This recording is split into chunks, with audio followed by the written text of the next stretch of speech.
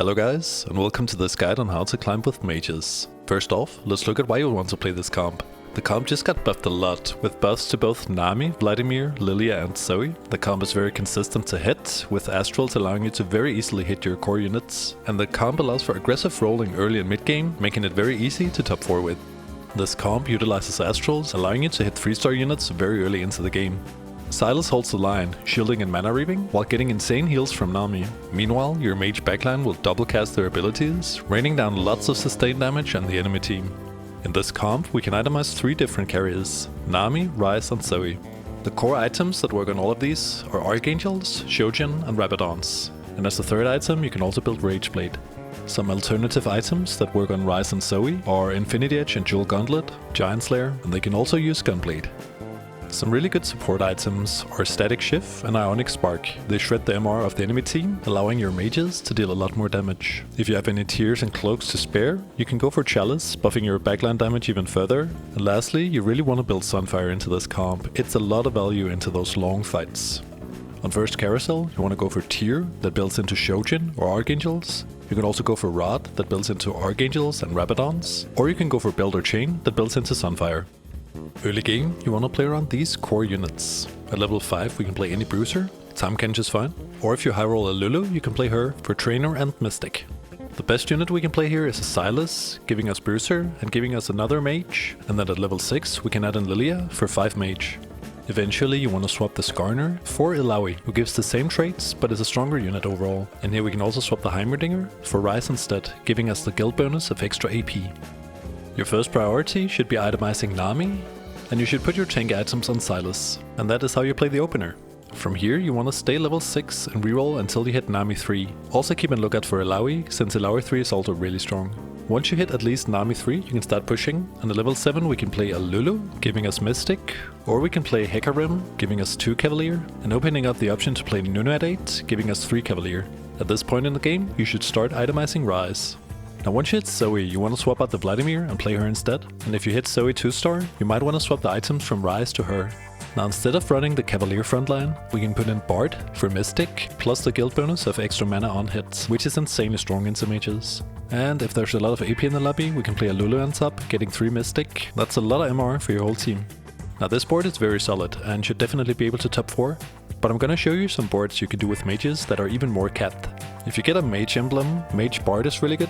The double cast is gonna CC the enemy for a long time. We can then go 9 and play Heimer here, giving us 7 mage and trainer as well. Another great mage pet holder is Yasuo. The double cast just means a lot more shielding and CC from this guy. Give him BT and Edge of Night, and he can win fights all on his own.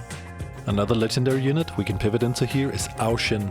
We sack the Yasuo and sack the Lilia, and then we can play Mage Aoshin. Now we have 6 mages, so we want to swap the Ryze for Bard instead, giving us Mystic and the extra mana on hit from his guild bonus.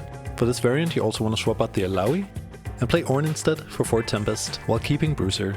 For this build Aoshin just wants damage items. Archangels and Giant Slayer are great, and you can also swap out the Giant Slayer for BT if you're in a lobby with a lot of assassins.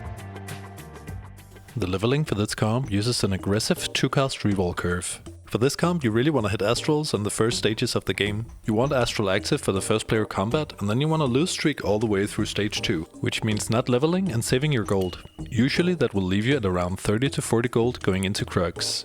You want to pre-level to 5 here, going into Crux. That way, the first Astral shop you're gonna see is gonna be level 5, greatly increasing the odds of hitting Nami. At 3-2, you want to level to 6, and then you want to roll a lot for your board and your upgrades. And if you think you can hit Nami 3 here, it's okay to roll down to 0. You really want to hit your core units, spike your board, and try to win streak throughout stage 3. Now on 4-1, if you haven't 3-starred Nami yet, you want to send it again until you hit her. And then from here you can go 7 on 4-2 or 4-5. You want to make sure that you've upgraded all of your core units before you think about going level 8. And then this comp usually goes level 8 on stage 5-1 or 5-3. And after that you can push level 9 on 6-1, 6-3 or 6-5.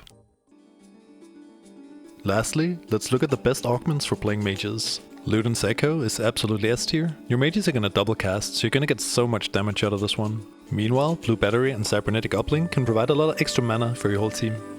The same goes for Meditation. With this one you want to itemize as few units as possible, which usually means you just want to stack all your items on Nami and Sylas. Stand United is great damage, also really easy to stack in this comp, and the extra AP feels really good together with the double cast you get from mages. AFK and Calculated Loss are great Econ augments, especially since you usually want a lose streak early game. And meanwhile, Trade Sector feels really good with Astrals early game. You're gonna hit your units so quickly with this one. Mage Conference is gonna make it even easier to hit those 3 stars, and meanwhile Mage Heart, Crest and Crown are all good.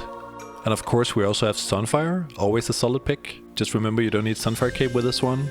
Ascension also feels great in some mages. The fight's gone on for a long time, so you're gonna get a lot of value from this one. And lastly, we have Earth Scrapback, which is usually a way to get a mage spat for you, or even a fun if you're already sitting on a spat on bench. And that is the end of this guide. Remember to sub and leave a like if this was helpful. Thanks for watching, and I'll see you guys on the next one.